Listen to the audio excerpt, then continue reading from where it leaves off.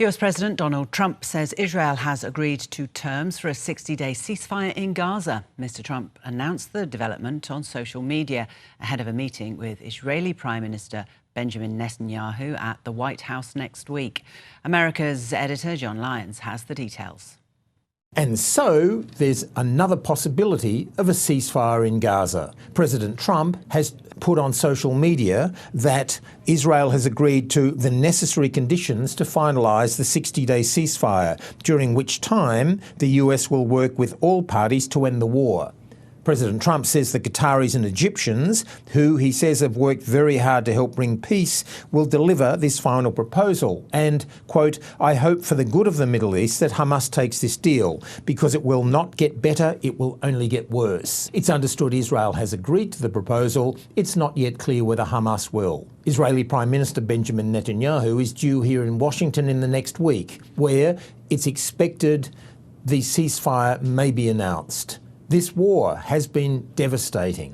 It began, of course, with Hamas's October 7 attacks and atrocities in southern Israel, during which more than 1,000 Israelis were killed and hundreds taken hostage. As many as 50 of those hostages are still being kept in Gaza, not all of them alive.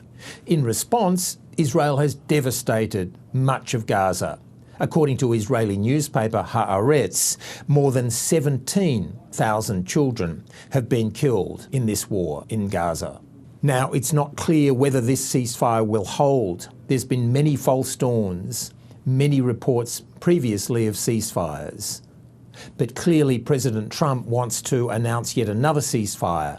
He announced one between Pakistan and India, and then, of course, famously between Israel and Iran.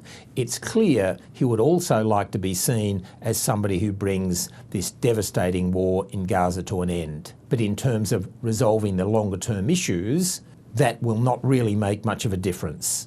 The solutions in the Middle East between the Israelis and the Palestinians are unlikely to be military, more likely to be political. And for all of the possibilities and doubts that have emerged, the international community leadership still believes that a two-state solution, that is, a Palestinian state alongside Israel, remains the only viable alternative to war.